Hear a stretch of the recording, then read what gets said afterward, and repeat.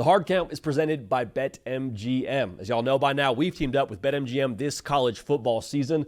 We'll be using their lines to make all our picks, and we'll have special offers for all of you each week. Now, when you join BetMGM, you get access to a variety of parlay selection features like same-game parlays, live betting options, and more. If you haven't signed up yet for BetMGM, use bonus code HARDCOUNT, and you'll get up to $1,500 first bet offer on your first wager with BetMGM. Here's how that works. 1, download the BetMGM app and sign up using bonus code HARDCOUNT. 2, deposit at least $10 and place your first wager on any game. Step 3, you'll receive up to $1,500 in bonus bets if your bet loses. Just make sure you use bonus code HARDCOUNT when you sign up. Let's make this college football season 1 for the books. Let's make it legendary. Let's get to the show. Welcome into the Hard Count presented by BetMGM. It is Tuesday, January 13th, 2025, last one on the face of the planet. A week from right now, we will have crowned a national champion. We will have officially turned the page from the 2025 to the 2026 season. This is a show for college football fans who let their kids skip school on Monday for the national championship. I promise you, you will regret a lot of things in life. That will not be one of them. I told you, BetMGM presenting the show today. If you want to get in on the action here for this national title game, little parlay boost token out there for the boys. All right, so go ahead and maybe take whatever you like within that game. Maybe it's the total on the over, and maybe it's a certain side you like when it comes to Miami covering, or maybe Indiana outright. I don't know. Whatever your prerogative is, though, BetMGM has got a little token out there for you to boost your winnings, which is always a good thing. We're always trying to boost our winnings, both in life and on the BetMGM side of things as well. So appreciate y'all being dialed in. Appreciate them making this show what it is. Y'all, myself and Caden Smith hitting the road, hitting the air, I guess you could say, on our way to Miami this week. A ton of content is coming to you from media days, from the week itself in Miami, from the game, after the game, before the game. We have a lot of content coming on this channel from us on this show, from Andy and Ari on 3 on their platform, or on their show on this platform, rather. So bottom line, just make sure you're subscribed. I'm telling you as a favor to you. It helps us, obviously, and we appreciate you tremendously for making this show what it is. But if you want to sprint to the freaking finish and be all the way dialed in to the grand finale of this college football season, subscribing is the best way to get that done. We'll talk a lot about the Natty on the front end of today's show, give you our pick in that game, as well as a lot of portal moves happening, man. I mean, even as we're on the air, I feel like things are moving and shaking, so I'll try to speak quickly so as not to age it. Again, make sure you're subscribed. I love y'all. Let's have ourselves a freaking national championship week, man. If you can't get fired up for this week, check the pulse, baby. Check the pulse, and if something's wrong with the pulse, call the hospital. All right, I'll start with this. Indiana. We were on hand in Atlanta for that game that was not really a game very much against Oregon. They absolutely took the Ducks to the freaking woodshed. Had a lot of people when we got in the office on Monday say, "Hey, Jody, how was the game?" I was like, it was good till it started. And after that, it was pretty much just the Indiana slam dunk contest. So Indiana obviously handled Oregon definitively in Atlanta. It was essentially a home game for the Hoosiers too.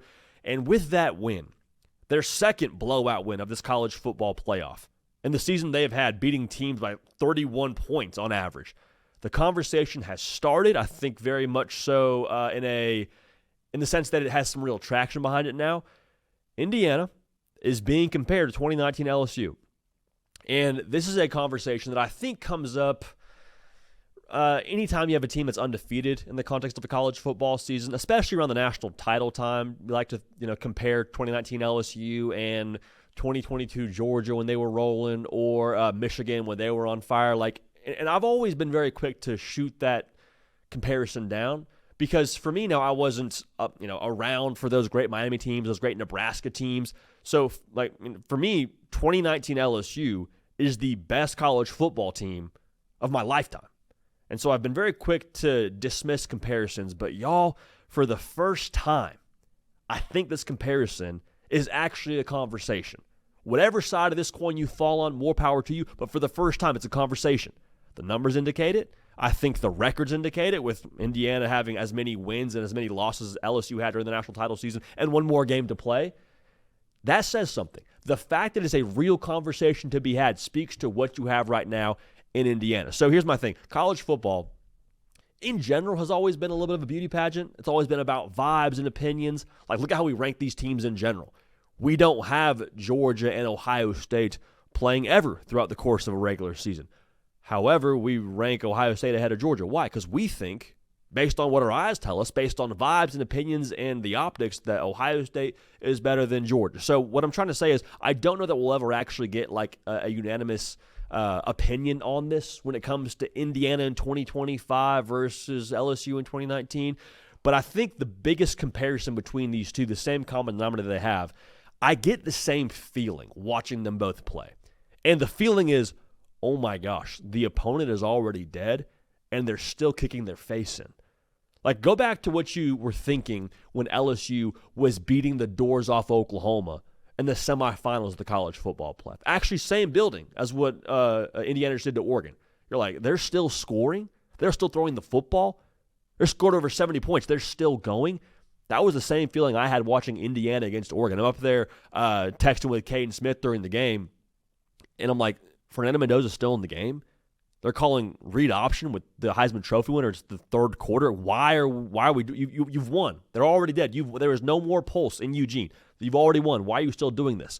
The fact that there's no let up within the course of a game for Indiana is the same thing. Is the same thing you saw from LSU, but in a much more I think impressive sense. It's not just there's no let up over the course of a 4-quarter game. Y'all, there's been no let up from Indiana over the course of this season. Like, genuinely, the biggest thing to add variance to any college football season is how do teams handle success. Like Nick Saban talks about it every single week on game day. Hey, whenever our team was doing well, I had a hard time getting them focused on the game plan the week following because they were reading their press clippings and they were hearing about how good they were. I had to be extra tough on them during that week of practice leading into a big game when we hadn't lost, when we were playing really well. Same thing can be true for Indiana over the course of this season. There hasn't really been a massive letdown for them. If there was, it would have been going into the college football playoff, right? You beat Ohio State, you're the Big Ten champs, #1 seed in the playoff, and what do? You roll out there your first game against Alabama and take them to the woodshed in the Rose Bowl. This team has had zero let up, not just over the course of the game, but over the course of the entire season. That was the same exact thing for LSU. We never really saw them fly all that close to the sun once they got rolling and got told how good they were. They just kept going. So that's one similarity between Indiana and LSU in 2019. But I think the major pushback you hear on this point, it's a somewhat fair one, is, well, hey, JD, I like what Indiana's been this year. Good for them. They've been dominant. That's all well and good. But the talent of that LSU team was just second to none, right? I don't disagree. I mean, 2019 LSU was massively talented. They're like 14 NFL draft picks off of that squad going into the following draft. Like, it's hard to argue with that. But I think we're also being pretty quick to dismiss how talented this Indiana team is. Like, I mean, maybe you don't have, all these high-profile recruits that LSU had, but, like, I'm just counting this up off the top of my head. I see at least 10 NFL players on this Indiana team. Maybe not in this upcoming draft, but over the course of the next couple of drafts. Like, Indiana's going to have dudes drafted. Now, will there be a bunch of first-round picks? Maybe not. Probably have the first overall pick, though, and Fernando Mendoza, should things hold as I think people expect them to between now and the NFL draft. I also want to say this. Some of the allure around 2019 LSU is the way that some of that talent on that roster has progressed in their NFL careers. Like, Joe Burrow was a high-profile enough recruit to get recruited to Ohio State, but he wasn't touching the field at Ohio State. Like, Joe Burrow was going to go play at Cincinnati. Cincinnati was a G5 school. Like, Joe Burrow, yeah, high-profile recruit, massively talented, but let's not pretend that he was just a sure thing when he transferred to LSU. I mean, Justin Jefferson, he and I had the same rating as a recruit out of high school.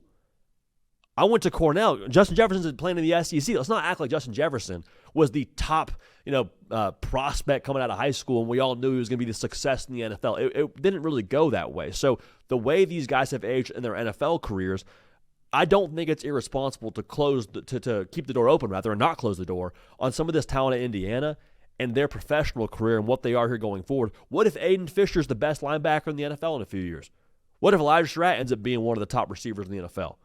What if Roman Hemby ends up being an absolute dude in the NFL? So I think we'll view this team differently over the course of the next 5 to 7 years than we view them right now. But if your take is, well, JD, the stars, this and that, no pushback. The numbers are what they are. But I think we put maybe too much stock into that in this conversation, because as much as you care about stars when it comes to roster construction, I'll tell you who doesn't care about stars, Indiana, and who they've played every single week.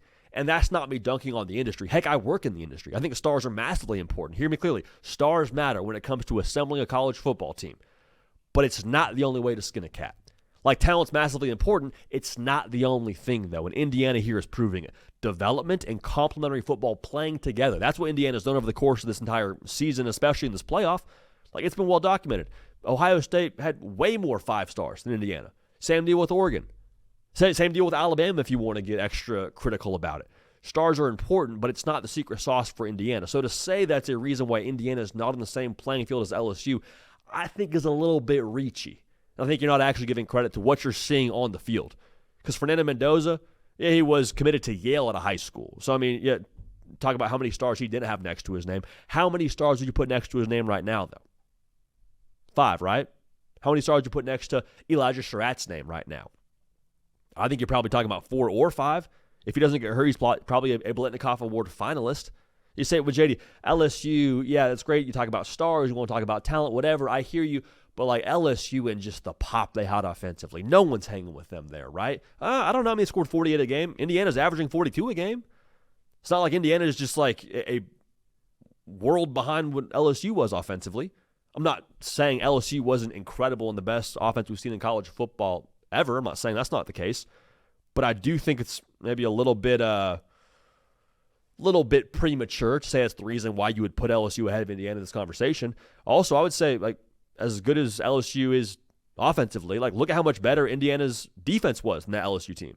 Now, some of this is style of play, right? Because LSU is scoring so quickly, and the defense was on the field a lot more than I think Indiana's defense is. But the numbers are the numbers, man.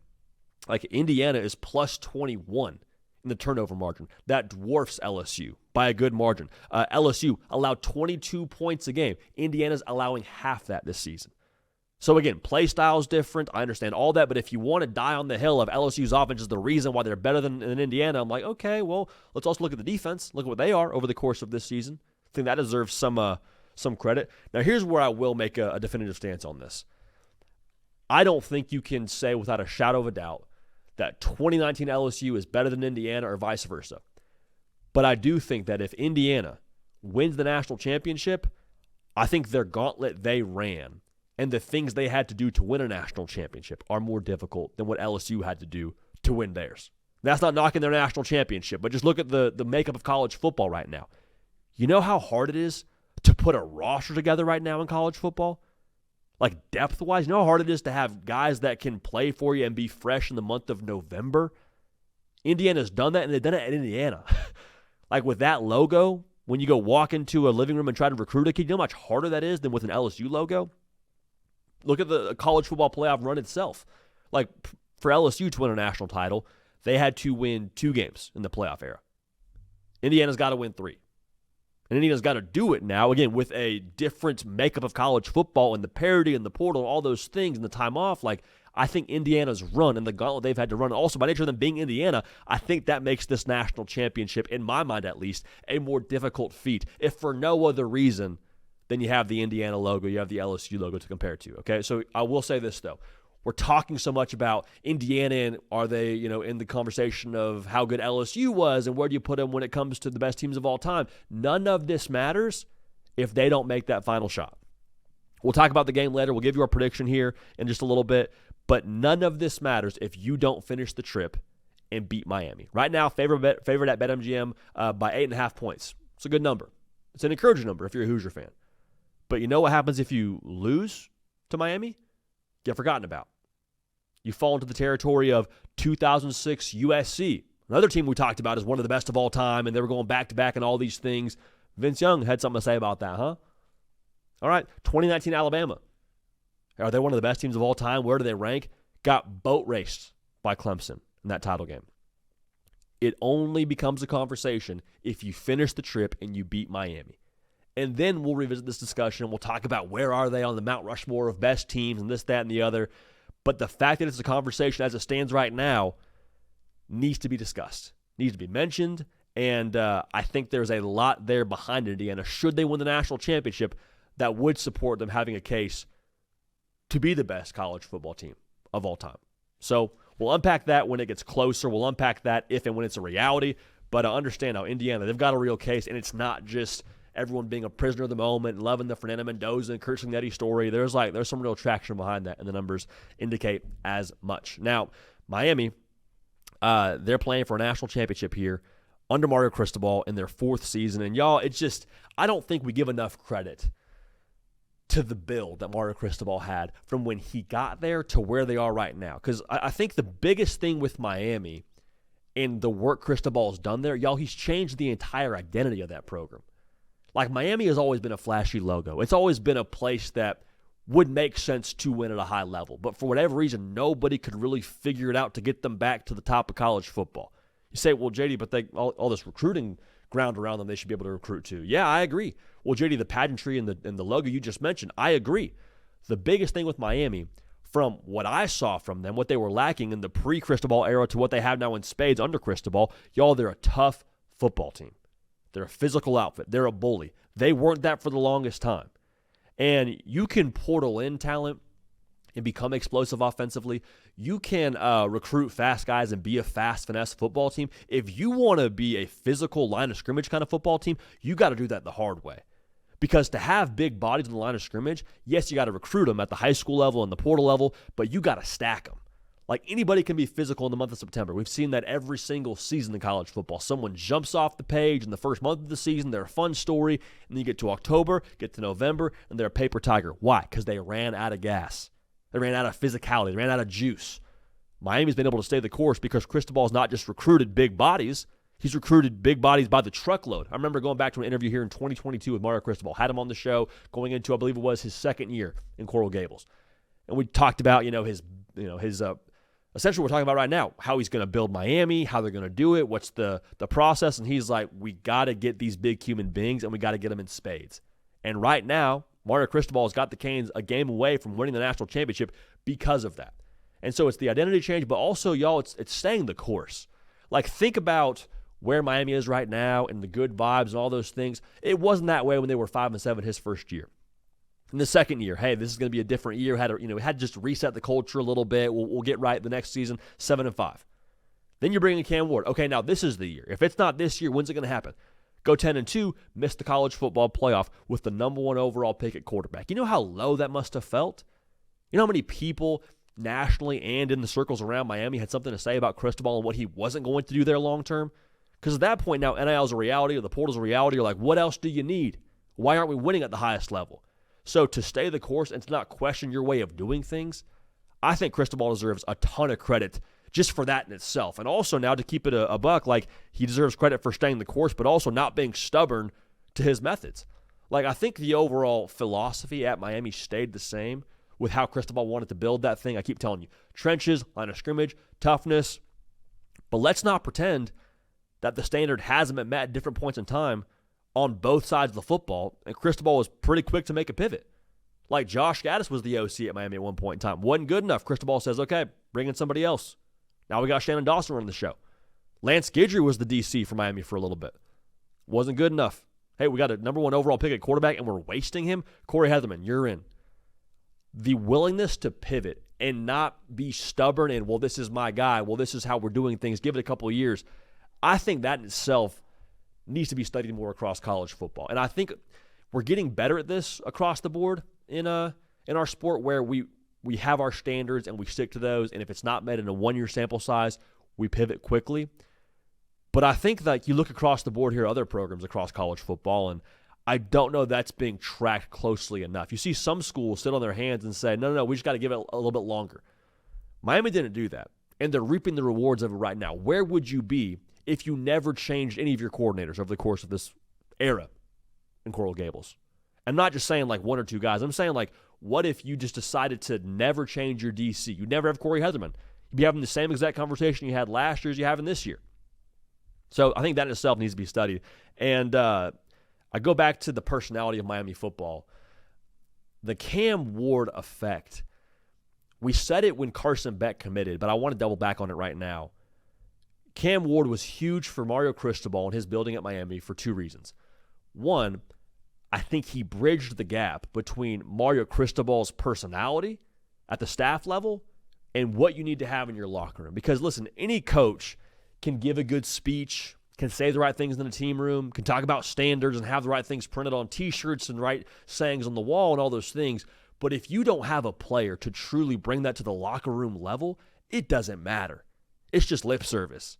It's just coach being coach. I mean, coach is crazy saying stuff like that, saying we got to be about the process and be physical and whatever. But when you have a guy like Cam Ward who walks in with the confidence and the demeanor and the, quite frankly, from what I understand, lack of willingness to settle for anything less than that standard, that permeates throughout a locker room. And more importantly, too, I think that lasts in a locker room. Because you know who was a part of that culture? Francis Mawanoa, Ruben Bain. Guys that saw Cam Ward and how he carried himself and the results they got, and they said, okay, he's on to something. We're about that too. You're kidding yourself if you think Miami ends up in this spot culturally without Cam Ward. No, he's not the big body. No, he's not the trench monster that I've talked about being a big difference for Cristobal here over the course of his time in Coral Gables. But make no mistake about it, Cam Ward, I think, was the integral piece that created the momentum from this season into where we are right now. Okay? Now, the second part of this is he brought Carson Beck here. Carson Beck declares for the NFL draft a year ago. And there was, I think, some understanding of, okay, it went how it went at Georgia. He was supposed to be the top overall pick, going into this season, so maybe he still has a decent draft stock situation. But for Miami to be able to go to him and say, hey, listen, we're going to get our quarterback here drafted number 1 overall. Come here, make a ton of money, play in a quarterback-friendly system, and we'll go finish some things that we both have unchecked on our list of to-dos. You down? That doesn't happen without Cam Ward. I promise you it does. And you can say all that you want about how well-resourced Miami is. Y'all, a lot of programs across college football are well-resourced. Ask Texas Tech. Ask LSU. Ask Oregon. A lot of programs could have made a good pitch for Carson Beck, but none of them could have made the same pitch Miami made of, hey, we just got this dude who's going to be drafted next year, or in this upcoming draft, rather, number 1 overall, in the exact same situation in some ways as you are. Trying up his draft stock, got some things he wants to answer for the college football public and scouts at large. Why don't you come here for a year? We'll get you right. The domino effect there needs to be studied very, very closely. So all this to say, if Miami wins a national championship on Monday night, Cam Ward deserves a ring. I'll put that very, very simply. Okay, so my biggest takeaway in all this with Cristobal and the construction, the way they built it, I just go back to the different moments Miami's had under Mario Cristobal since he got there. A lot of moments where everyone was very quick to have the funny tweet and point fingers and be the critic, if you will. Like this entire time, Miami is the man of the arena, and a lot of people very quick to laugh at them when they're not having the success that that place expects to have and has had historically. And so you bring in Cristobal, it brings optimism, brings excitement, but then they fall flat on their face in year 1 and go 5-7. It's, see, told you. Miami just can't get it done. Cristobal is just not that great a coach. 7-5. Lose to Georgia Tech because you don't take a knee. Everyone's tweeting, not a good game day coach. Can't find a way to win on Saturdays. Good recruiter, but he's just a snake oil salesman. He's just not actually anything when it comes to actual football. Everyone had their takes. Everyone, even into this season, like quite frankly, I took part of it. When they lost to Louisville and SMU, I was like, all right, they got problems when it comes to the latter half of the season. No way around it. And I don't think that was untrue to say at that point in time, but I just want to make sure I say this very, very clearly. In today's college football, where you can go on a run and get hot at the right time as long as you don't have a ridiculous amount of losses, the desire for college football as a public to put teams in a coffin has never been higher for whatever reason. I think it's because of social media. But to the same token, the ability for a team to break out of that coffin and go against punchline culture and go play for a national championship has never been more real. Look back at last year's national title game. I keep saying this, but I think it's a great point. Ryan Day, they lose to Michigan. Everyone's like, is he the right guy at Ohio State? Are we sure he's the right coach there? Marcus Freeman loses to Marshall, loses to NIU. Are we sure he's the right guy at Notre Dame? You can't lose games like that, Mark, especially not week 2 against Northern Illinois. What are we doing? Both those guys go on runs, play for a national championship. Punchline culture is fun. It's not real. Twitter's not real life. And so as we move into this next cycle of coaches, whether it be Kiffin or Summerall or Golish at Auburn or whoever you want to speak to, Campbell at Penn State, Franklin at Virginia Tech, be very slow to define a coach and their football team and what they can accomplish long-term based off of a couple of moments, a couple of funny tweets you can have in one bad season or 2 bad seasons, quite frankly, in Cristobal's situation. Teams can evolve and grow and change. If you have the right personality, the right care factor, the right culture, you can accomplish anything so long as you hit in those areas and kill it on the eval front. Miami has done that. That's why they're playing for a national championship on Monday night. And regardless of the result, you got to give a lot of credit and be very happy, I think, quite frankly, for Mario Cristobal doing that in a place that's special to him, that he gets, that he understands, and he has made now into, there's no way around it, a power in the world of college football. And I think that Miami now is not going anywhere for the foreseeable future with that logo having some real substance behind it and a new personality that is not up for debate any longer, all right? So the U is back, the U is this, the U is that. The U is for real, man. The U is for real. Now, do they win a national title on Monday night? We'll break that game down right now. I'm so juiced for this, man.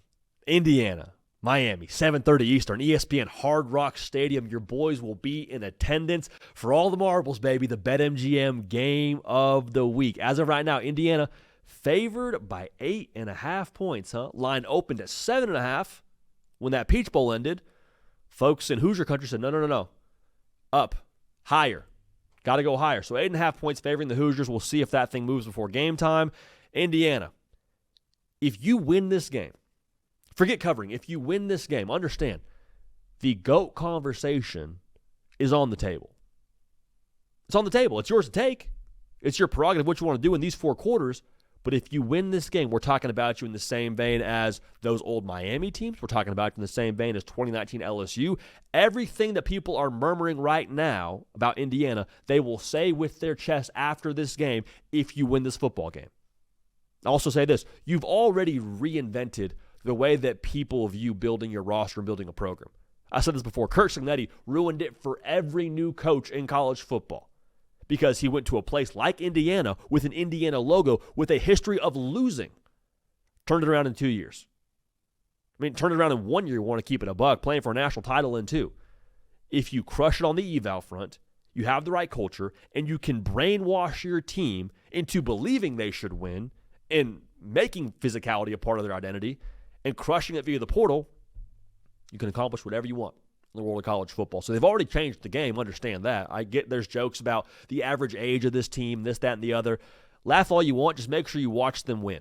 Make sure you watch them beat the heck out of your team, and you're joking about how many 23-year-olds they have on their team. I digress. But Indiana, you win. Greatest of all time conversation is very much so in a real place. Understand that. Now, Miami. Again, you're an 8.5-point dog. At your place now. You'll wear the road uniforms because you're the lower-seeded team. It is what it is. I can't shake this. Doesn't Miami kind of have a team of destiny feel to them? Like, as much as Indiana is emotionless and they're a machine, I called them AI. You can't spell Indiana without AI. I'll keep that a buck. They're sort of this team that feeds off the emotion. They're riding the wave of being counted out, having the chip on their shoulder. Whether they say it or not, understand now, I think there was something that flipped within them once that SMU loss became a reality. It was fight or flight for them. And then you started hearing all these murmurs about, well, but Notre Dame should get a spot. They're like, Notre Dame should get a spot. We beat Notre Dame. First game of the season, that should count, right? Backdoor your way into the playoff. It's house money the whole way. Emotional win over A&M on the last play of the game. You beat Ohio State, who at that point in time is the favorite to win the whole thing. Like, they're just, I think all the emotion behind them can't be discounted. It's kind of the unquantifiable in this game for me as we break it down. Like Miami and just the who knows factor of what they bring here. We think we know the matchups. We think we know the roster talent, whatever. What if Miami is just that team of destiny and their personality to be pissed off to go get it? Maybe that's it. Maybe that's it because, again, I told you, 8.5 points favoring the Hoosiers. Miami's not flinching at that. It was like 10 points favoring Ohio State. I forget what the spread was against A&M, something like 3 points favoring the Aggies. They're not any stranger to being the underdog in this situation. So I think they thrive off that. I think they feed off that. And I think they're ready for that, quite frankly. So we'll break this thing down. Before we do, though, make sure, if you're a college football sicko now, you love this thing with every fiber of your being, you're just like us, make sure you're subscribed. We appreciate y'all for that. Again, we'll have a reaction for you from the field in Hard Rock Stadium after this thing finishes up. So if, for nothing else, you want the second part of this equation where we tell you we're right or we're wrong, make sure you're subscribed. Appreciate y'all in advance. This is going to be grown man football. All right? I have already told my wife, hey, listen, babe, I love you. I love our daughter. Don't let her watch this game. It's going to be violent. She's only 14 months at this point. Don't let her watch this game. It's not for her eyes. It's going to be a lot of football headaches, a lot of bloody noses. It's going to be physical in line of scrimmage. And that's kind of the identity of both these teams, is to just hand out haymakers. Here's the thing. I know both these teams can throw punches. This first quarter will be biblical. Understand that. But my question is, who can hit hardest in the fourth quarter? Right, we go into that final stretch, 15 minutes, called a tie ball game. Who's got a little bit more oomph behind that right hook? The second part of that question is, who can take more punches? Like, who can allow 150 yards on the ground but still find a way to win the football game? Remains to be seen. Now, full transparency, I'll be shocked if either line of scrimmage just definitively grabs this game by the throat, and that's why they win the game. I think both outfits are awesome, and that's why I think this could end up being somewhat of a stalemate. I think it's especially important, though, for Miami offensively to win the line of scrimmage early. We said this. You can't live in 3rd and 8 if you're Miami. 3rd and 8 was the average down and distance you had against Ole Miss. Understand this. Ole Miss's defense, it's nice. Pete Golding's a great defensive coordinator, going to be a head coach. We root for him. Indiana's allowing 31% conversion rate on 3rd down. Are Bonita Fish big? Is that good? Yeah, it's top 10 in college football. So if you live in 3rd and 8, like we said post-game, I think you're probably not going to win if you're Miami. All right? Now, in the same vein, I think if you're talking about Miami getting something going early on in the game and getting to 3rd and 3, 3rd and 2, having the whole playbook open on 3rd down, that gives Shannon Dawson some flexibility. It also allows Carson Beck to have, you would think, a little bit more time in the pocket. And I go back to what I saw in person watching Oregon and Indiana in the Peach Bowl. Indiana got after Dante Moore now. It was same song, second verse. He had virtually no time. It was what it was. But I go back to watching that thing, and I can't help but feel a little bit like, man, if he has half a Mississippi more, there's some guys open downfield. Now, Oregon's got some of the best skill talent in all of college football. Can Miami duplicate what Oregon had on the perimeter? And can they protect Carson Beck better? I don't know, but I just think that needs to be said out loud. If you can get Indiana to play honest defensively with how you run the football and give Carson Beck time, you have guys that have a chance, I think, to win against Indiana secondary. Now, on the flip side, Indiana, like, if they can't affect Mendoza, you win. Full stop. Like Miami, you understand, you have to disrupt Fernando Mendoza. You got to make him uncomfortable. I don't even think you got to sack him. Just get him a little bit off his pivot, speed up that shot clock. Y'all, nobody's been able to do that so far. To my understanding, I haven't seen anybody really rattle Fernando Mendoza, at least to the effect of getting a win. I know that for a fact. Here's my caveat within this, though. A lot of people are going to say, can you get after Mendoza? Can you make him uncomfortable? All those things. Can you disrupt Fernando Mendoza with 4? Because I really don't like the idea of having less guys in coverage against all the receiving weapons that Indiana has. It's not just the fact that they have Elijah Surratt. It's the fact they got Omar Cooper. It's the fact they got Charlie Becker. Like, everybody within that offense can hurt you downfield. They got 4 guys averaging over 12 yards a catch. So while I'd like you to be able to disrupt Mendoza, I don't like the idea of sacrificing personnel on the back end to make that happen. Now, we go back to that game against Oregon. What we learned? We learned that Oregon couldn't hang in man coverage. Can Miami? Because I think the thing with Miami is they have some bigger bodies in that secondary. A lot of guys 6 foot plus, long arms, good range. Are you able to win some of those battles against Indiana? I'm not asking you to win all of them. Can you win some of them? Going back to this whole metaphor of this being a prize fight, can you just trade spars? Can you land a few blows on Indiana? Because Oregon couldn't. And Oregon, not just they couldn't, they were stubborn enough to stay in man the entirety of the game and just got, beat like they stole something, quite frankly, is how that whole thing went down. So, Miami, can Keontae Scott do something for you on the back end? Can your corners make a couple plays against Surratt? Because I've seen Surratt back shoulder just about everybody with a pulse. If you can't stop him in this spot, going to be a very unfortunate postgame here for everyone in Miami. And it's just kind of the whole nature of the beast. So DB's got to bring in a man coverage. In the same exact breath, though, Miami's secondary, I think, has their work cut out for them when it comes to filling up against the run. Like, you go watch Indiana, how they pull in the line of scrimmage. Like, they get Pat Coogan out there on the hash near the numbers, and he's got momentum. Not a lot of DBs want to be about that life, except for Miami's. Does Miami's physicality at that third level of the defense at least go and stop the run for a minimal gain when they get out on the perimeter and try to take advantage of their big guys blocking your little guys. That's got to be something they're up for. And if they're not, again, there's a reason that spread's favoring Indiana by 8.5 points. Carson Beck is going to get a lot of conversation over the course of this week, and he absolutely should. The season he's had, his story of the NFL, then going back to Miami and all those things. Carson Beck, you want to silence the doubters? This is your chance. Because here's the thing. Everyone is saying the exact same thing about you. In NFL circles, in college football circles, they have the exact same question. Hey, we think he's super talented. Is he going to make good decisions? Because if he makes bad decisions in this football game, it's going to be over quick, fast. It'll be a very similar situation to what you had watching Indiana and Oregon. Get to the second half and be like, well, we've got 2 quarters to kill. Let's look at 2026 for the rest of college. Let's look at what Indiana has going into next year. That'll be the conversation. But if you go out there and make good decisions, and you're able to convert those 3rd and longs that you inevitably find yourself up in if you're Miami, you rewrite the entire narrative around Carson Beck and what he is as a professional prospect and what he did this season. And here's my thing.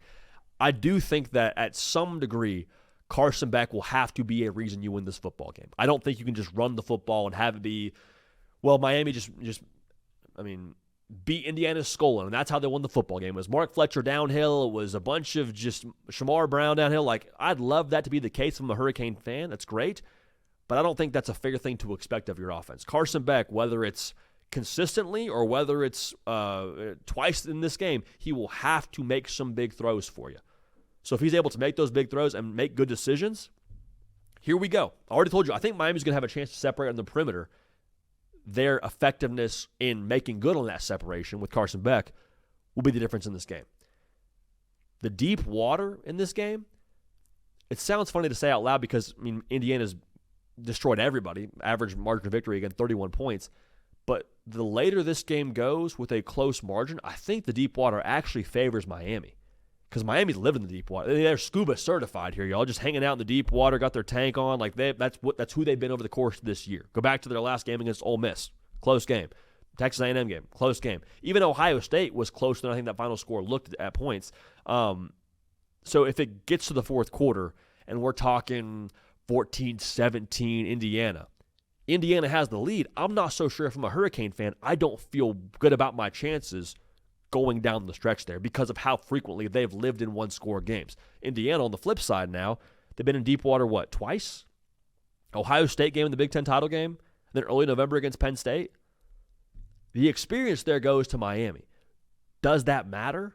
Because I told you, as much as we talk about emotion in this sport, it favors Miami, but Indiana seems to have no emotion. They're just a robot, machine-like.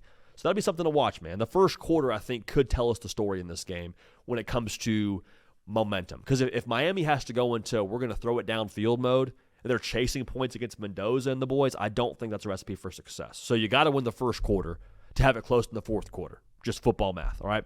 So previous national title games we've broken down and predicted. I think like anything, the more you do something and the more experience you have around something, the more you learn.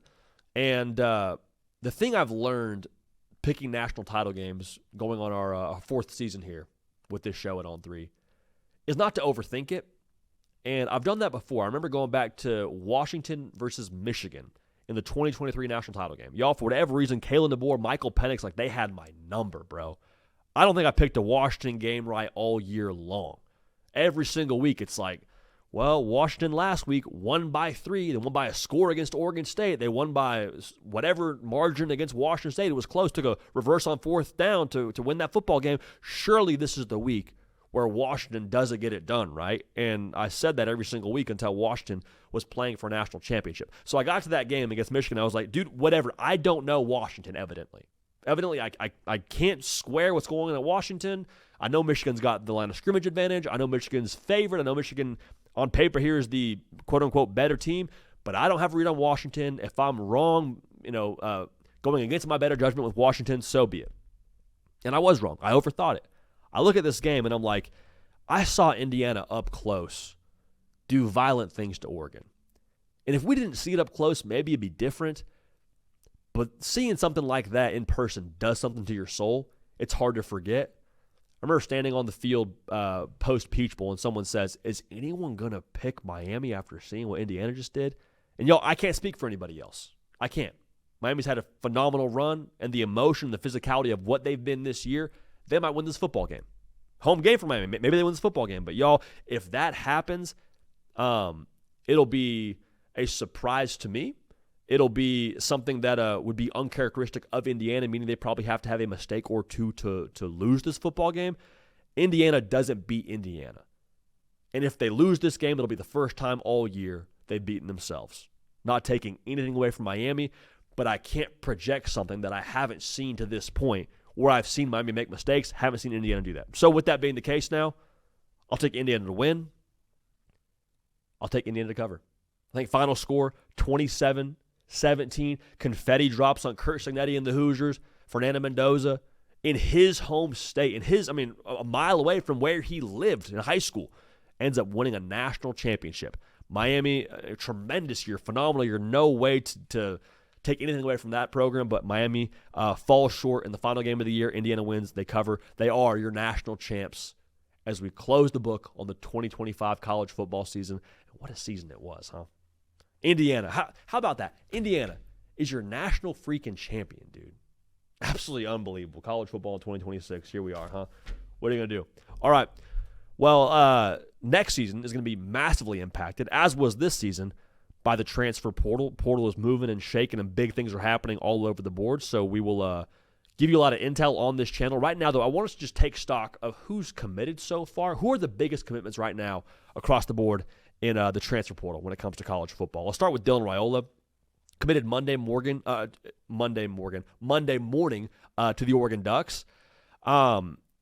He committed now before any decision had been made by Dante Moore. So say what you want about the future of the Oregon quarterback room. Dylan Raiola saying, hey, whether I have to or not, I'm down to sit. That, I think, tells you a lot about his maturity. Because this is a guy, too, that has played at multiple high schools, had 3 different commitments during his recruiting process. He's now on his second college. I think Dylan Raiola is saying, you know what? If I play, great, but I don't need to play. I know I got some room to grow, and Oregon's a great place to do that. That tells me maturity. That tells me progress. Tells me self-awareness. Always a good thing. Now, if Dylan Raiola ends up being a dude at Oregon, Dan Lanning has got the freaking Midas touch. Because at that point now, you will have revived Bo Nix's career to being a first-round draft pick, made Dylan Gabriel a top 3-round draft pick in the NFL, gotten Dante Moore to be a first-round draft pick, and made Dylan Raiola whatever he ends up being as an NFL prospect. But I think he's got first-round arm talent. We'll see what he is the rest of the way, but I think the arm talent is there. Also, I love the fact you got some more around him to support him. Didn't really have a lot around him at Nebraska to make the most out of his ability, but with that being said, we will get to see it at Oregon. Dylan Raiola commits to the Ducks. Cam Coleman, this one broke on Sunday. He's going to be a Texas Longhorn now. The Longhorns beat out A&M, beat out Alabama, beat out Texas Tech.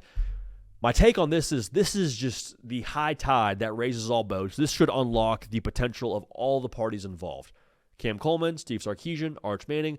Go back to last year and just watch the number of drops that Arch Manning was working with.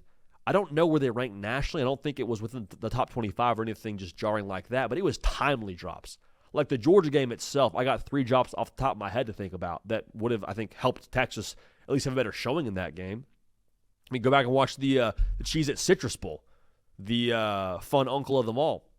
A couple of drops that maybe would have even made that margin of victory more definitive for Texas. So if you want to get more out of Arch Manning, you got to pair the right skill talent with him. Having Cam Coleman out there now, I think, is something that Steve Sarkisian is more used to having. And I said this in a reaction video. You give Steve Sarkisian the right ingredients to cook, he's a Michelin star chef, dude.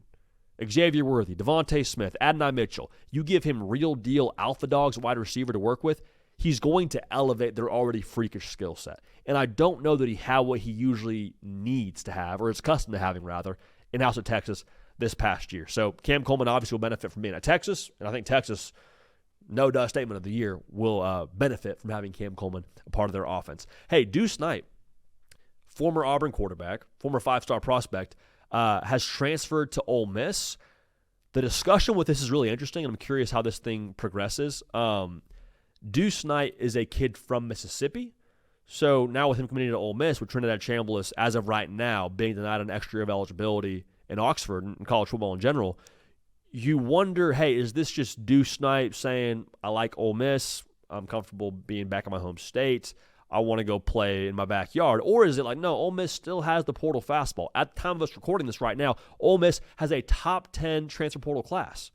So Lane Kiffin, definitely the portal king, did some work, but I don't know, Pete Golding seems to be doing okay in the transfer portal himself. And having a quarterback of the five-star variety to move into your first full year as the head coach in Oxford, not a bad situation to be in if you're Pete Golding or an Ole Miss fan in general. C.J. Baxter, former Texas running back, he's committed to Kentucky. Kentucky's kind of got that vibe right now of like, hang on, what's that sound down the street? Like whenever your neighbors have a party, and it's usually like the quiet house on the block, but you look outside and there's like 15 cars lining the street. You're smelling like barbecue smell from their backyard, and you got music going. You're like, are they having a party in Lexington, Kentucky right now? They got over 20 transfers in the boat. Kenny Minchie being one of them, their quarterback of the future. C.J. Baxter, who I think now, when he's right, one of the better running backs in the SEC. So you hope he can get right, but just the portal moves by Kentucky in general, I think, speaks to the work they're doing out there. Work also being done in South Bend, Indiana. 5-star true freshman from Ohio State, wide receiver Quincy Porter, is transferring to Notre Dame. Same discussion in some ways of what you said about Cam Coleman, I'm saying about Quincy Porter, just in the sense that I think you now have the proper tools around C.J. Carr to allow him to continue to progress. Now, Quincy Porter hasn't really done anything on a college field just yet, but the 5-star skill set, the fact that you chose Ohio State, the fact that Ohio State chose you should be something we all take inventory of here. I just can't wait to see how he fits in that offense and what C.J. Carr does with hopefully now a true 5-star guy on the perimeter. Isaiah Horton, another big dog in the perimeter, transferring from Alabama to Texas A&M. I think he was pretty safely, in my estimation, Bama's second best wide receiver last year behind Jeremy Bernard. The offense, to me now, with him in the fold, shouldn't regress. You give another blanket to Marcel Reed to throw to, and you, maybe as importantly now, allow for some attention to be divvied up across your skill players, because if you didn't go get a big dog, a wide receiver, you have Mario Craver, who's a dude now, and the highest paid A&M receiver in history, according to A&M. You don't allow him to totally maximize his skill set, because if I'm a good defensive coordinator, I'm just doubling him. Hey, circle Craver, handle him, everything else, we're good. Handle the run game, we're good, but like he's the only guy that can really hurt us. That's no longer true with Isaiah Horton committing to Texas A&M. Chaz Coleman, top edge rusher in the transfer portal, has committed to Tennessee from Penn State. The most simple way to say this to me is I just appreciate Josh Heupel aligning his actions with the things he says about Tennessee as a defense. Like, this is not the first time Tennessee's been questioned with what they are as a defensive unit. Go back to 2022. That was something that was questioned about Heupel, questioned about them this past season, obviously, with the lack of production on that side of the football. But Josh Heupel has continued to say the standard in Knoxville for our defense is to be elite. This is where Reggie White went to school, for goodness sakes. We're going to be elite on the defensive side of the football. That is a non-negotiable. Okay, you can say that. But when you go pay a pretty penny to go land the top edge rusher in the transfer portal and go bring over Jim Knowles, now I'm believing what you're saying. You're actually making moves to make good on that. So a lot of moves across the portal. Potentially, though, none bigger than the top quarterback in the transfer portal coming off the board in Sam Leavitt. Now, it was always Sam Leavitt. Make no mistake about it. I think that was the guy Kiffin wanted from the jump. I love the fact that we got stuff on Twitter going around of Lane Kiffin going to the Knoxville airport to try and go meet up with Sam Leavitt and to try and talk him to come into LSU. Very much so vibes of like the boombox out the window. Like, hey, I love you. I was wrong. We didn't really want Damon Williams. We wanted you the whole time, Sam. Don't know what's true. It wasn't true there, but I appreciate that effort from Lane Kiffin. Here's my thing with Sam Leavitt. I love the fit. We've talked about that. I love his decisive skill set. Talked about that. Guy's played a lot of football. Also a very good thing when you're entering into a new system under Lane Kiffin and trying to get right in a brand new place. Like, I think Sam Leavitt will be okay, whether he's available for spring football or not. The biggest part of all this, though, is the Lane Kiffin aspect of it. Lane Kiffin's not going to have a couple of years to get right on the bayou. I'm not saying they're going to fire him after year 3 if he goes and wins 8 games this year. I'm not saying that. But understand now, this is a fan base that expects to win right now. And you got a head coach who just put together a roster via the transfer portal at Ole Miss that made it a game away from playing for a national championship. So the expectations are like, hey, Kiffin, we appreciate you. We want to win today. Like you look across the board at certain books, LSU's preseason win total is at 9.5.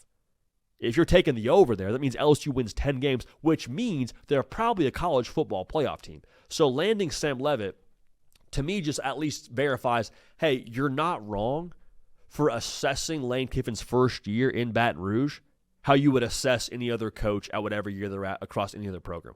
You don't have to give special treatment to year one and say, oh, well, Lane Kiffin didn't land Sam Leavitt, didn't land Damon Williams, couldn't land his guy, so just kind of a wash for year one. No. Look at who they have around Sam Leavitt via the portal as well. Eugene Wilson, Jace Brown. They've got a lot of ballers out there in Baton Rouge around Sam Leavitt as well. This will not be a, hey, take a beat, take a breath year out there on the bayou. I asked this question to our office too earlier, and I'm curious to hear what y'all think. Sam Leavitt enters into an SEC with, for the time being now, no Trinidad Chambliss, no Ty Simpson. Where would you rank Sam Leavitt amongst the best quarterbacks in the SEC? Arch Manning's in that discussion for sure. I think it's fair to say Lenore Sellers will probably bounce back a little bit here and be better in 2026. Gunnar Stockton's phenomenal, the reigning SEC champion.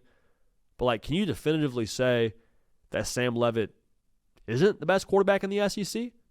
I don't think so. I think the burden of proof actually falls on you to make that case. Now he hasn't played a snap in the SEC, I understand that. But conservatively speaking, I feel pretty confident saying that LSU now has a top 3 quarterback in the conference. And y'all, right now, it's a quarterback's game.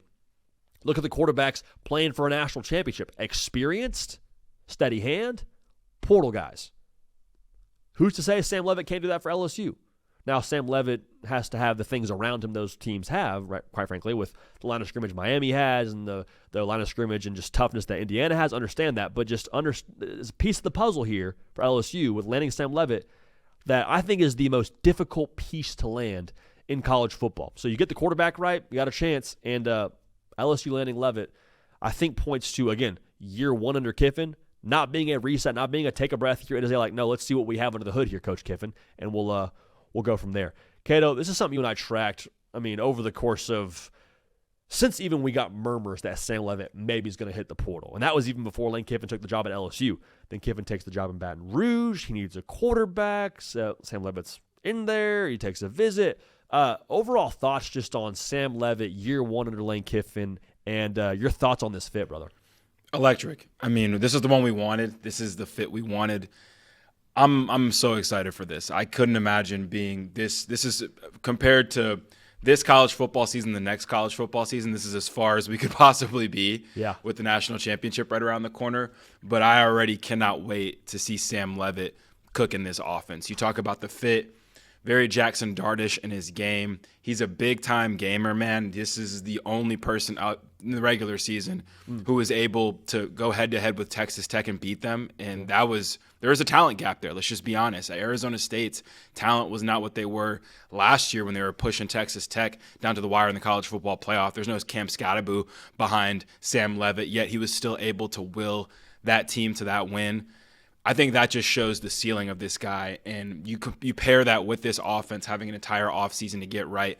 I think also notably, JD, you talk about some of the weapons that are in this offense. You and me, your first team all stands of Trey'Dez Green, one of the biggest, baddest targets that I think will be in college football next year. You had Eugene Wilson. You had Jace Brown. There's a couple other guys in the portal, too, from some Group of 5 schools, some guys from Ole Miss that played wide receiver, too. And I think with Lane's track record in the portal and how he's been able to get the most out of some unexpected people, most notably Trinidad Chambliss, I'm so excited for this offense. When it comes to offenses next season, this is the top one where I'm really pumped to see it. Just curious about the line of scrimmage and the defense, but I think as far as the moving parts and the Sam level of it all, man, the dual threat nature of it, I'm completely comfortable saying he's the best quarterback in the SEC right now. I've just seen the top end of his skill set just pale in comparison. Everyone else pales in comparison. I like the highs of John Mateer. I like the highs of Marcel Reed.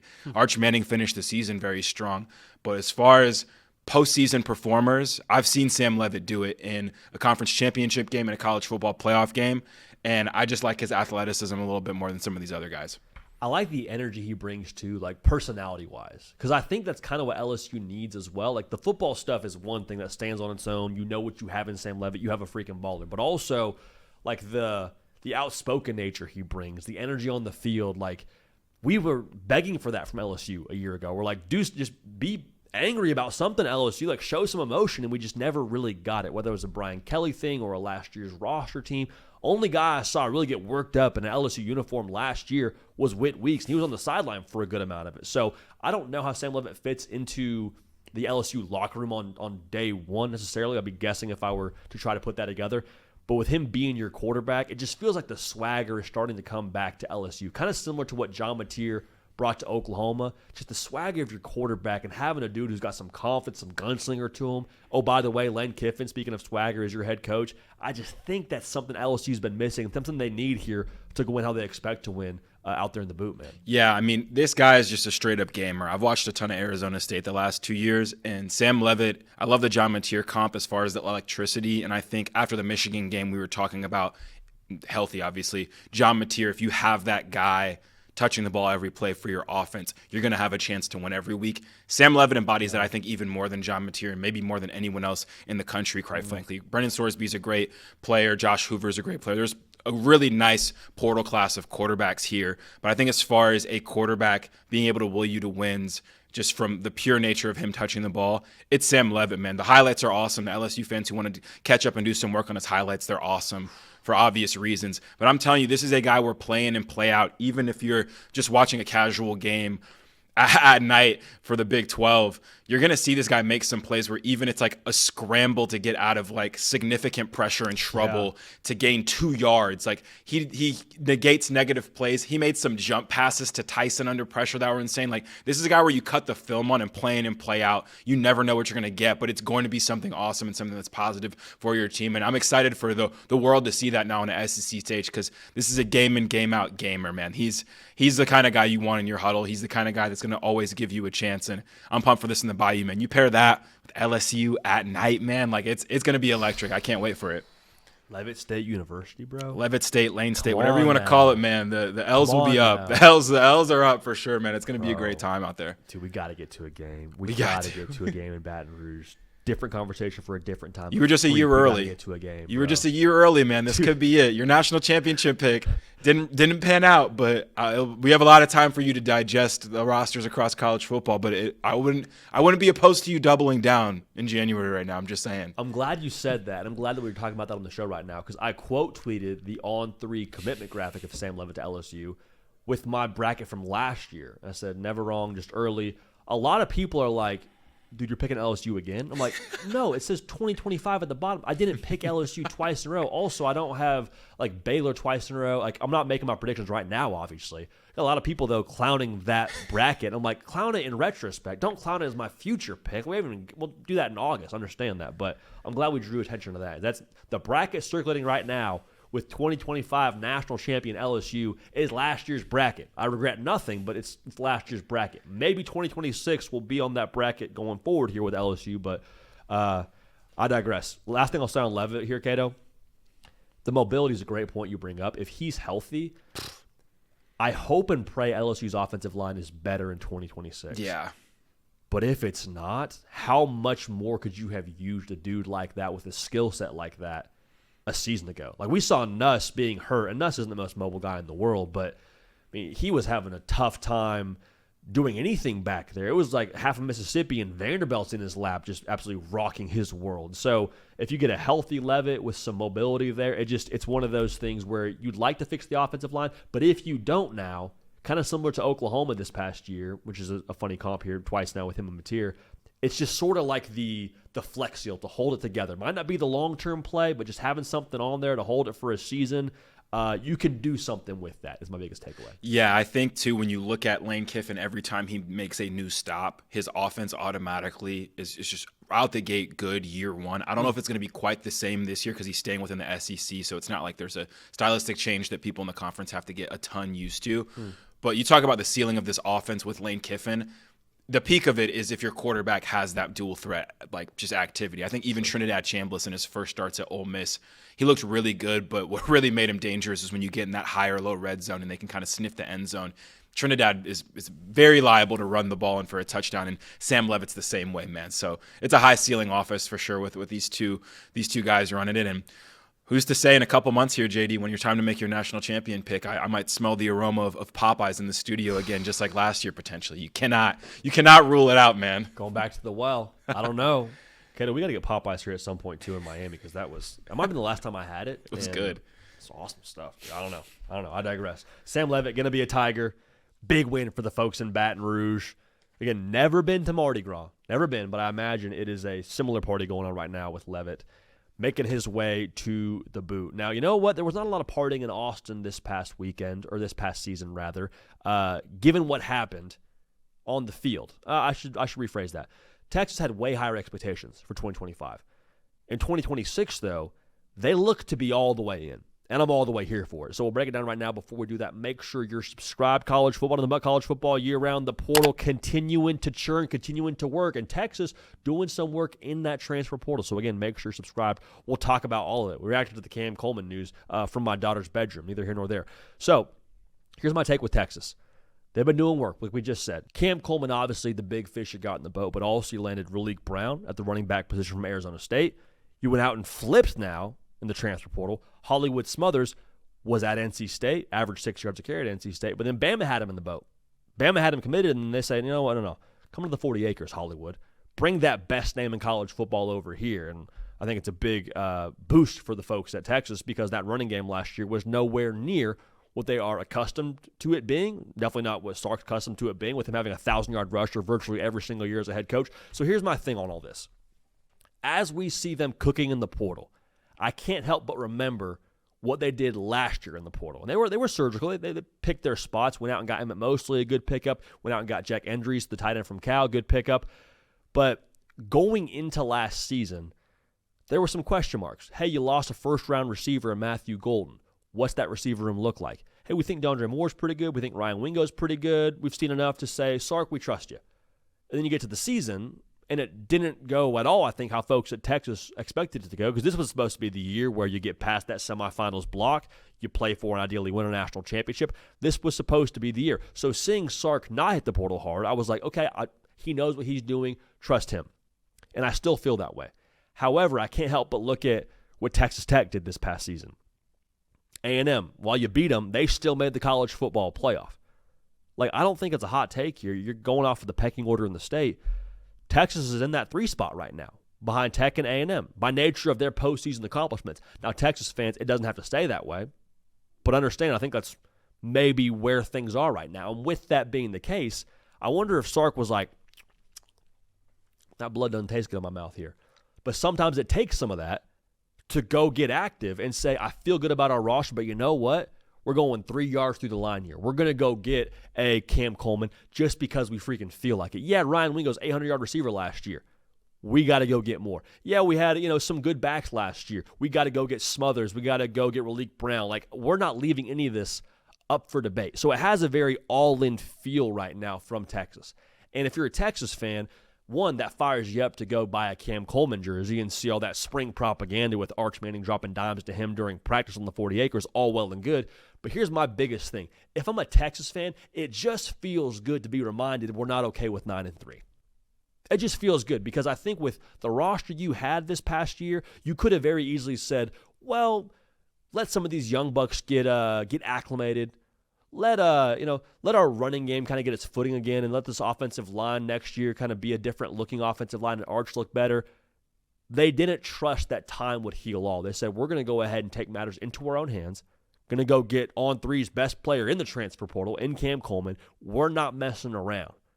Because if Arch Manning is who you believe he is, I think he's going to be this, overall number one overall pick rather in the NFL draft next year, Heisman Trophy finalist, all those things. You got 1 year to maximize what he is. Okay, and by nature of how they're going after this roster, I feel like they are going to have the pieces in place to maximize Arch Manning. Now, understand this. Texas has kind of lived in this territory, but especially with these splashy portal moves. I call it the Uncle Ben territory from Spider-Man. What does Uncle Ben tell Peter Parker? Peter, with great power comes great responsibility. Sark, Arch Manning, with great roster talent, with a Cam Coleman, comes great responsibility. So now, Texas, you go 9-3 again next year. It's not it was his first year for Arch. It's just kind of a reset year for Texas. It's like hey, what the heck is up at Texas? Hey, that's not at all what they invested to get. That's not at all what that portal class should have accomplished. You could argue that was even the case this year. I think some of it was the rawness of Arch and this roster at different spots. But that's not a conversation you're having this time next season. So while you're fired about this portal class, understand it is on and popping right now at Texas. It is playoff or bust. I would expect folks in the 40 acres to say it's national title or bust. Because again, if Arch Manning is who you think he is, this is the year where you go accomplish all of that. Not the year after. He's not staying another year. This is the last year of Arch Manning you're getting. Make that very, very clear. So with that pressure being there, with the roster being there, I don't question Steve Sarkisian as a head coach or as a play caller. Some folks want to do that. I think it's a fool's errand. I think he's more than proven what he is as a head coach in the context of modern college football. Played for the SEC his first year, won the Big 12, made the semifinals twice. Like, you get where I don't think Sark needs to make any case for himself as a coach. But what he needs to do now with this roster and with all this talent is be an elite psychologist. Look at the two teams playing for a national championship right now. Kirk Cignetti, who brainwashed Indiana into believing they were a team that could play for a national championship, and Mario Cristobal. Both those individuals had to reprogram the cultures when they got there and done it at a really high level. Sark has done that at a high level at Texas. That next step, though, is this season with a bunch of new talent. You can take a Cam Coleman, a Raleek Brown, a Hollywood Smothers, all the pieces you're going to acquire via the portal. Can you take all those guys, add them to the locker room you already have, and make it all go to a national title level? That's going to be the key with Texas. Not about talent. Never is with Texas. Never really is about talent with Texas when you zoom out of the 50,000-foot view. They should always be a team that makes the college football playoff. But will you make it go together here in 2026 to get what you're supposed to get out of it? Because I think now in modern college football, where you got to go win 3 to 4 games to be a national champion, the season resets after conference title weekend. When that season resets, is your head coach a good enough psychologist to get everyone on the same page, to go play their best ball for that 3 to 4 game season and go accomplish all you want to accomplish? But Texas, they're all in financially, roster-wise, portal-wise, and I'm all the way here for it, man, because that's, I think, what you expect if you are a Texas Longhorn fan.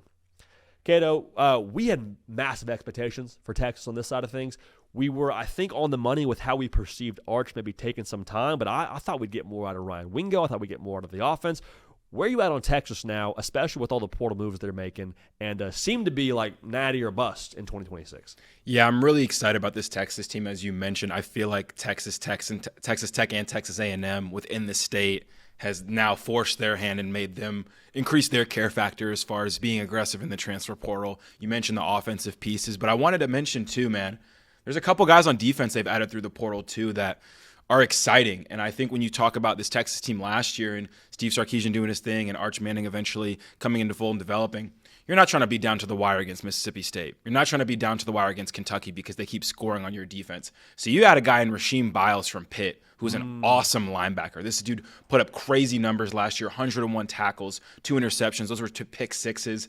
He had 4.5 sacks, 2 forced fumbles. Like, Pitt's run stopping was one of the best run stopping teams in the country. Rasheem Biles was a big part of that. You had some good cornerbacks. There's an Inside Texas article that's really good about them slowly but surely building like a really good secondary over there in Austin. So wanted to just give some light to the defense too, because I feel like that, as much as Arch Manning was the big story for Texas, as he was slowly developing and taking his time developing him throughout the season and getting off to a slow start, this defense down the stretch was not good. And we've talked about how Ryan Niblett kind of bailed them out a couple times with some kickoff returns and some punt returns. So I think the defense, too, adding some pieces there. They have some non-sexy kickers and punters and long snappers they're adding through the transfer portal, too. It sounds like they're being very detailed and trying to check all their boxes, and they're not playing about 2026. So I want to just add that, too, because Sark and the offense, we were never worried about that when people were asking about should he be calling the plays. There's even less of a reason to worry about that now with the weaponry you bring in. I think Cam Coleman's probably the biggest game changer that isn't a quarterback in the transfer portal this cycle. And some of these defensive guys too, man. I think there's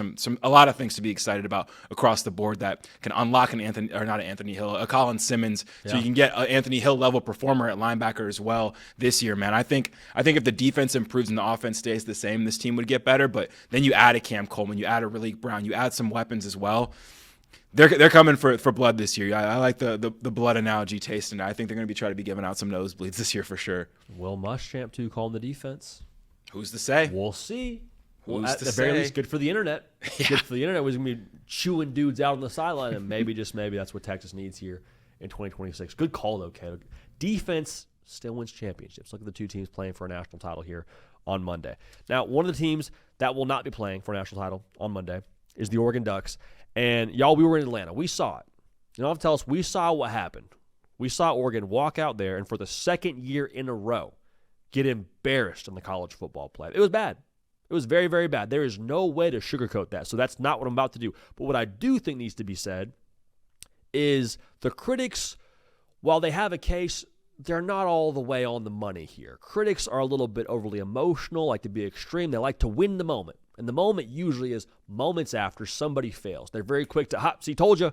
Here's a fraud. Dan Lanning's not a good football coach. And so, again, critics, they have some case to be made for their critiques, and the game itself is full of critiques. Here's what I will hear. Dan Lanning in big games has got to be better. Got to be better. That's not really novel analysis. That's just the facts. You cannot walk out there and be a game away from a national championship, something that Oregon has put a ton into. A history now that Oregon is really parched of winning national championships. And everyone's got the jokes around, the logos, the number of national titles, whatever. You have got to be better in a college football playoff game where you have a national title ticket on the line. Got to be better. Also, can't be stubborn at a game plan level. Now, I don't know what Dan Lanning's take was or wasn't during the game, but I saw Oregon sit in man coverage and just get head to shovel over and over again. Surratt back shoulder, Cooper shake and bake, Becker on the deep ball. Like, they just were in man coverage and could not hang, and they got beat bad. So I'll hear that. I'll also hear that, hey, Cristobal rebuilding Miami quicker than Oregon getting to a national championship. It's not a good look. That upset me if I was an Oregon fan, absolutely. So I'll hear that. I also hear the idea, and I will accept the criticism of, well, they have everything they need, JD. Uncle Phil's over there fitting the bill for keeping Lanning, for whatever they want roster-wise. I'll hear all that. Do not get it twisted. But what I won't hear is Dan Lanning is a fraud. That is being a victim of the moment to its core, to its absolute core. Here are the facts. Dan Lanning is 39 years old, and every single year he's been at Oregon, Oregon has advanced further than they did the year before when it comes to their postseason aspirations. Now, remember that loss to Washington in the Pac-12 title game, the last year in the Pac-12? Pac-12, we miss you, baby. Come back soon. Go to the Big Ten. What happens? That year, they advance further. They win the Big Ten. So they won their conference, check that box, get to the playoff, get boat raced, they get to the college football playoff. Then this past year, the year that we're having right now that's still left to be finished, they not only get to the college football playoff, they win 2 games in the college football playoff, get to the semis. So I'm not telling you got to throw a parade for Dan Lanning for making the playoff, but I am saying if you zoom out on the Dan Lanning experience at Oregon, it is slowly but surely up and to the right every single year. And again, he's 39 years old. He's been a head coach here for 4 years. It took Kirby 6 to win a national title. It took Ryan Day 6. Took Dabo something like 7 or 8 years. Took Harbaugh like 9. It's really freaking hard to win a national championship. So if that is the only metric you're judging Dan Lanning by, I'm not saying it's not fair, but I'm saying let's use some proper context and not dunk on the 39-year-old head coach who's done it for 4 years because they got blown out twice in the college football playoff. Bad look, got to be better, all those things. Got to have answers in those games too. But to say that's the reason why he's like a fraud or something, I think that's a little bit ridiculous. Let's get real deep into this, though, here. If your take is Dan Lanning needs to be better, I hear you. But look at who Dan Lanning has lost to over the course of the last 3 seasons. 3 years ago, lost to Kalen DeBoer's Washington twice. Sucks to lose, but that team in Washington played for a national championship. Okay, last year, who did Dan Lanning lose to? Ohio State. That Ohio State team was a buzzsaw. They won the national championship. Only loss is to a team that played for a national title and won a national title this year. Lost to Indiana, unfortunately now, twice. Indiana is an 8.5-point favorite to win the whole darn thing. There is a world we could be living in this time next week where Dan Lanning has lost 3 games in the last 2 years, all 3 to national title teams. So just understand now, if you want to get upset about this thing, I understand, but make sure you're assessing who he's losing to. That needs to be addressed here, all right? The Big Ten championship, too, in itself, if you want to talk about Dan Lanning winning big games, it's a pretty big game, right? That should count for something. The win over Ohio State in Autzen last regular season, while it's not the biggest game of your entire life, in the BCS era, in the 4-team era, that would have been his quote-unquote signature big win. So, like, the shifting of the landscape in college football also, I think, is catering to this idea around Dan Lanning and who you do or don't think he is at this point in time. Now, here's my thing. I know that Dan Lanning is not a fraud as a college football head coach because he has been the common denominator in Oregon's success, and a bunch of things have changed year in and year out. He always had 3 different quarterbacks, from Nix to Gabriel to Dante Moore. He's had 2 different OCs now in Kenny Dillingham and Will Stein. The roster's always turning over. Things have changed a lot at Oregon since he's been there, and every single year they're getting better. Not good enough, not up to standard, but they're getting better. So there's a long runway on Dan Lanning's career as a head coach. If this is the hill you're dying on, you think he's James Franklin 2.0. 1, he beat James Franklin twice, so take that as you will. And 2, he's got a lot of ball in front of him here. 39 years old, and you want to call him a fraud after 4 years? I don't know. Seems like they said the same thing about Ryan Day, not winning big games, national title. Same thing about Kirby, not winning big games, 1-2. The stuff is hard. If you think Lanning's a fraud, I think you're way ahead of your skis, and I'll be shocked if Oregon's not in this same situation this time next year. That is, making the playoff, competing for the top of the Big Ten, and being a team that can make a run at a national championship, which in modern college football, to me, is really all it's about here. So keep your Dan Lanning takes. They're fair at this point in time, but I think you think he's a fraud. That's a little bit rich for my blood. Hey, we appreciate y'all making the show what it is. This is our last couple of shows that are going to be in the studio. We're going to be in Miami here on Friday, so the content here is going to look a little bit different here over the course of the next couple of days. Excited to be on location, excited to be at media days. Myself and Caden Smith, we will be in a tropical location. It will not be a vacation. It'll be a work trip. We'll be going hard and giving you all the content that you need, want, and deserve some college football sickos. So again, we appreciate y'all making this show what it is. If you haven't yet subscribed, go ahead and do that. A lot going on here with the portal and the national title on the horizon. So make sure you are locked in. For Cato on the 1s, 2s, and the 3s. For myself, Drew PicKell, we love y'all. We're going to keep this party rolling. We will see y'all next time.